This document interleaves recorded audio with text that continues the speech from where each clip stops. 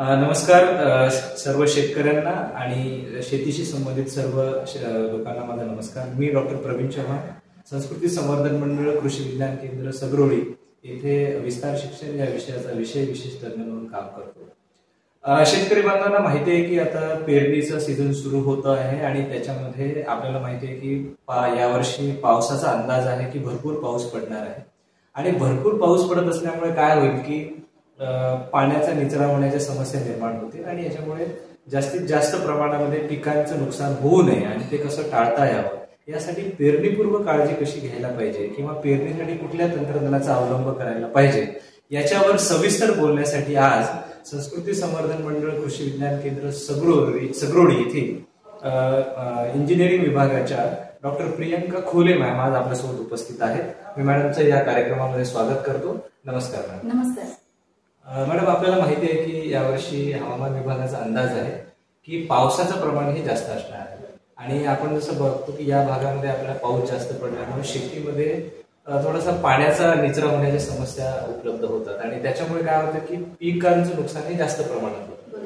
तर याच्यावर आपल्याला कुठल्या प्रकारचं तंत्रज्ञान आपल्याला सांगता येईल आणि त्याचा वापर शेतकऱ्यांनी कसा करता येईल याच्याबद्दल आम्हाला थोडक्यात सांगा। आता जसं आपण म्हणलो की जो हवामान विभाग आहे गेल्या वर्षी ज्या प्रमाणात पाऊस झालाय त्याच्यापेक्षा जास्त प्रमाणात होणार आहे हे तर झालेलंच आहे, पण त्याच्यावर शेतकऱ्यांनी काय काळजी घ्यायला हवी, पेरणीमध्ये कोणतं तंत्रज्ञान वापरायला हवं की जेणेकरून त्या पावसाचा परिणाम त्यांच्या पिकांवर न होता, उत्पन्नावर परिणाम न होता वाढीव उत्पन्न कसं मिळेल याकडे लक्ष दिलं पाहिजे।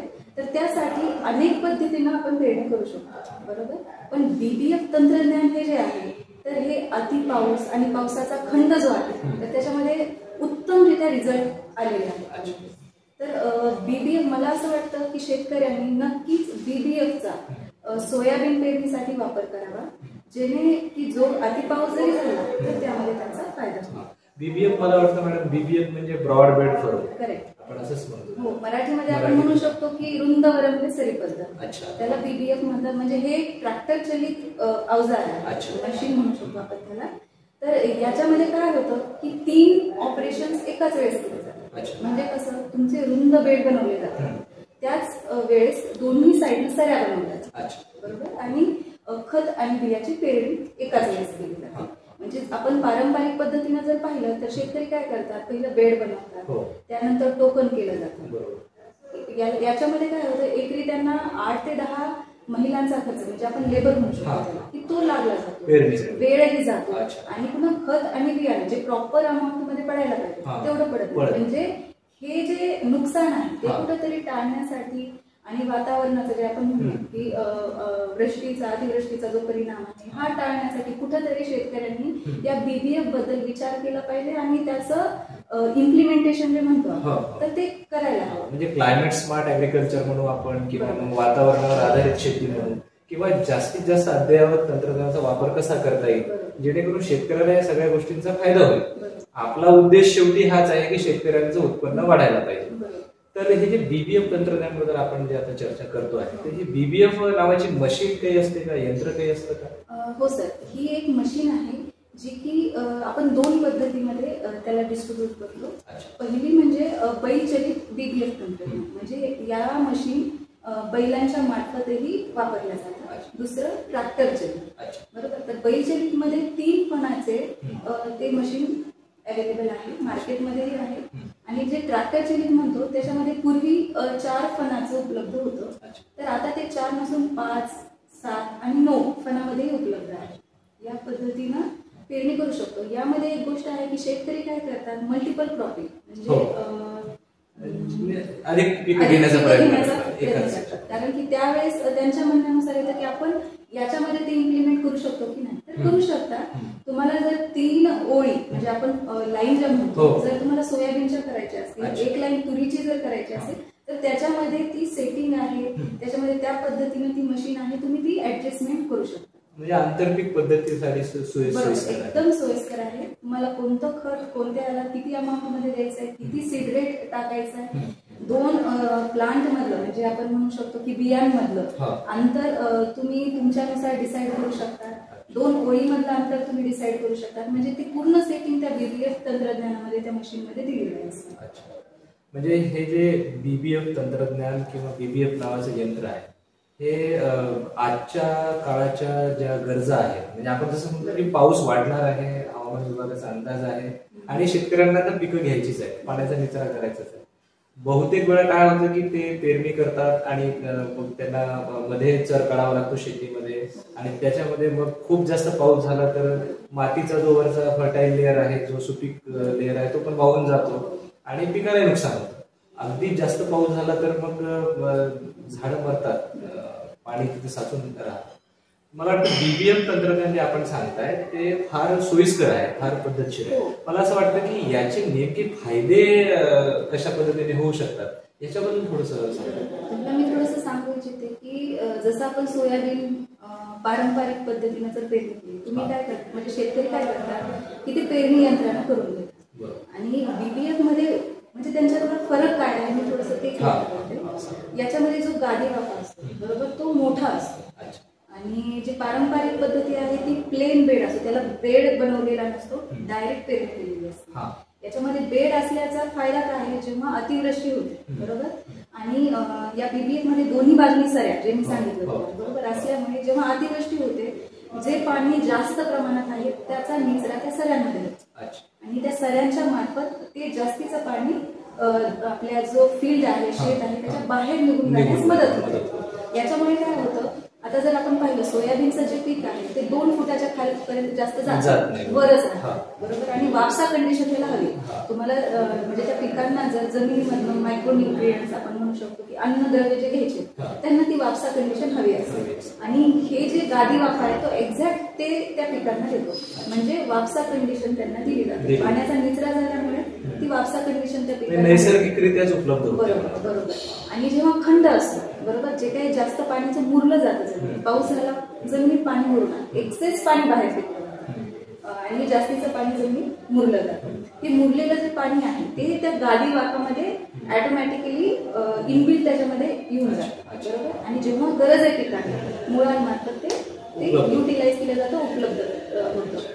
म्हणजे या कारणामुळे अतिवृष्टी असो किंवा पावसाचा खंड असो बरोबर, तर ते पीक जे घेतलेले ते खूप छान पद्धतीने त्याची फळधारणा, फुलधारणा खूप छान पद्धतीने होते, वाढ छान होते. म्हणजे पिकाला सतत ओलावा उपलब्धच राहतो, म्हणजे जेव्हा पाहिजे तेव्हा. आणि जी पारंपरिक पद्धत आहे बरोबर, त्याच्यामध्ये काय होतं, पाऊस जास्त झाला त्याच्या सऱ्या नसतात, पाण्याचा निचरा होण्याचं कारण असते, पाणी साचून राहतं. आता जर पाहिलं तुम्ही तर ज्या मशागत करण्याच्या पद्धती आहेत आपली बरोबर, हेवी इक्विपमेंट्स आपण वापरतो, त्याच्यामुळे जमिनीमध्ये आणि पुन्हा वेगवेगळे केमिकल्स आपण जमिनीमध्ये वापरतो.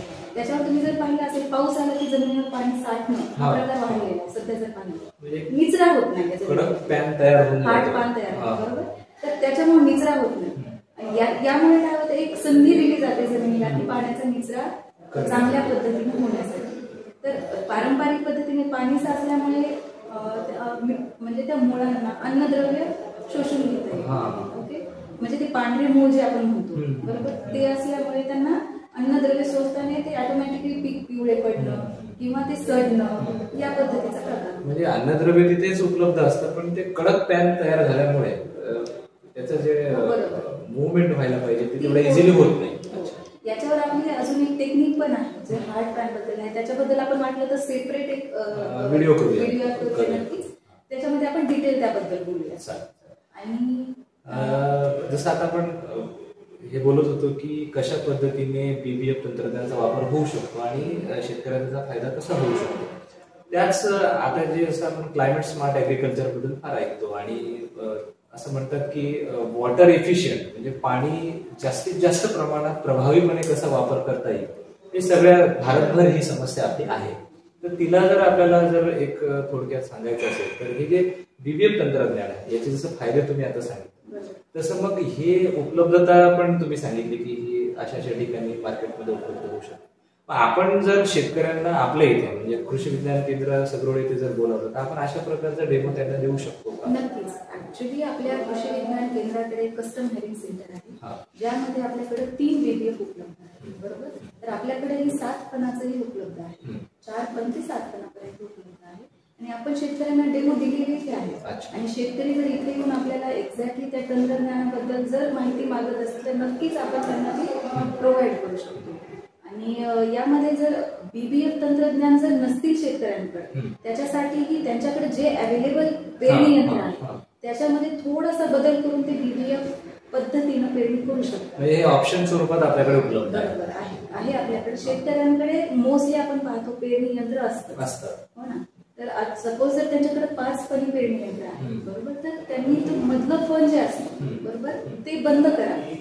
ते बंद केल्यानंतर दोन्ही साईडच्या सऱ्याचं एक यंत्र असतं. तर तुम्ही मार्केटमध्ये जर पाहिला किंवा तुमच्याकडे सरी पाडण्याची यंत्र असतात शेतकऱ्यांकडे, सऱ्या ते प्रत्येक क्रॉप मध्ये वगैरे करतात.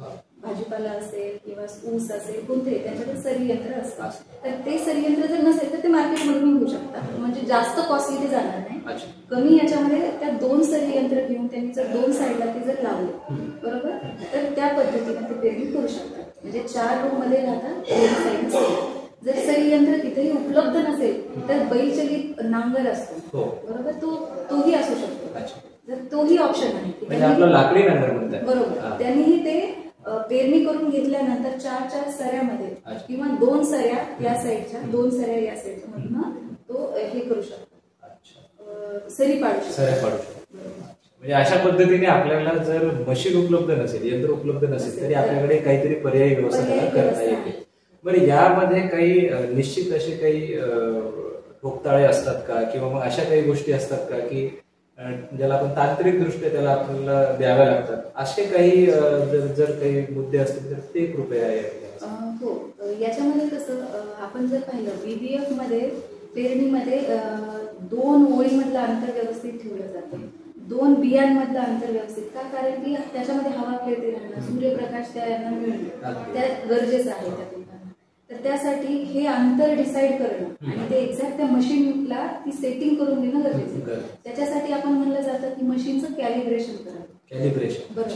तर कॅलिब्रेशन म्हणजे काय, दुसरं काही नसून याच्यामध्ये तुमचा जो सीड किती खोल पडतं, किती अंतरावर पडतं हे तुम्हाला माहिती होतं, म्हणजे कॅलिब्रेशन. तर मी एक पद्धत सांगते की मशीन मध्ये तुम्हाला एक व्हील दिलेला असतो, ग्राउंड व्हील म्हणलं जातं. मशीनच्या मागे असतं ते ग्राउंड व्हील आणि त्याला चेन स्प्रॉकेट असतं, जे की तुमच्या चकत्या ज्या असतात सीड टाकण्याच्या फर्टिलायझर ते त्याला जॉईंट केलेलं असतं. ते तुम्ही समजून घ्या की ते ग्राउंड व्हील म्हणलं जातं, जे की एक्झॅक्ट मागे असतं.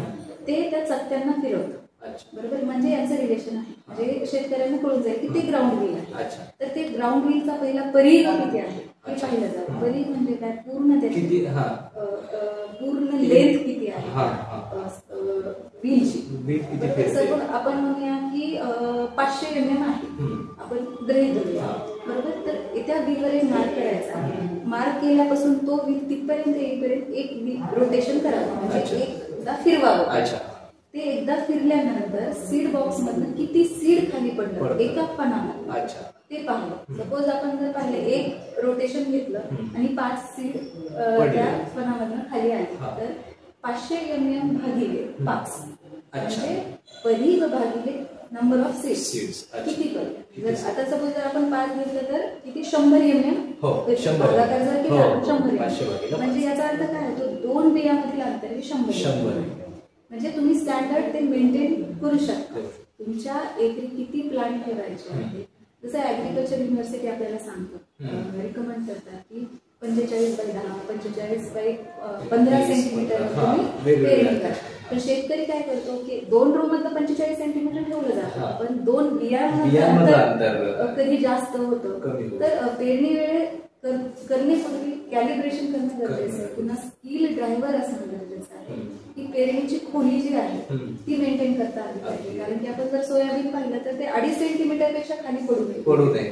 ते सॉफ्ट असतं आणि त्याच्यामधनं उगवण जर चांगल्या पद्धतीने होणार असेल तर डेप्थ म्हणजे आपण खोली मेंटेन करायला पाहिजे. त्याची ही मशीनच्या दोन्ही साईडला 2 व्हील असतात, आपण सिंपल व्हील असतात, ते ऍडजस्टमेंट करू शकता. जर तो ड्रायव्हर व्यवस्थित असेल तर डेफिनेटली तो तेवढी डेप्थ मेंटेन करू शकतो. नसेल तर तुम्ही ते पाहावं की तेवढी खोली मेंटेन होतीये का त्या सीड पडल्यावर, तर तेही पाहणं गरजेचं आहे. अगदी म्हणजे जसं तुम्ही सांगताय, मला आठवतं की 2-4 वर्षापूर्वी अशी परिस्थिती आली होती की शेतकऱ्यांनी बियाणं आपलं पेरलं आणि ते उगवलंच नाही. तर त्याला वेगवेगळे फॅक्टर्स असतात, त्याच्यामध्ये हे फॅक्टर असू शकतं की खोली जर जास्त असेल तर मग त्या छोट्याशा बियाला वर येण्यासाठी जी क्षमता लागते ती त्याच्यामध्ये नसते, म्हणून बऱ्याच वेळेला उगवण शक्यता ही पण कारण असू शकतात. अगदी बीबीएफ तंत्रज्ञान हे त्याच्यावरती मला वाटतं फार सुंदर असं एक उपाय आपण त्याने सांगू शकतो.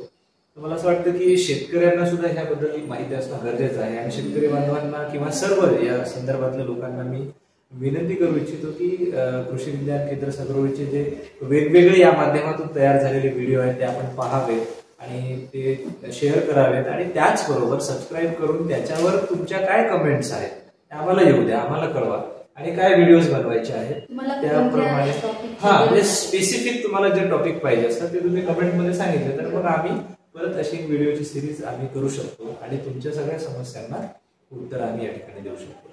मला वाटतं मॅडम खूप छान पद्धतीने आपण बीबीएफ तंत्रज्ञानाबद्दल थोडक्यात या ठिकाणी सांगितलं. सर्व शेतकऱ्यांना किंवा मग शेतीशी संबंधित सर्व लोकांना याचा फायदाच होईल असं समजूया आणि अजून काही त्यांच्या शंका आपल्यापर्यंत येतील कमेंट्समध्ये ते सांगतील अशी अपेक्षा करूया आणि परत आपण असे व्हिडिओ आपण इथे आल्याबद्दल धन्यवाद. नमस्कार.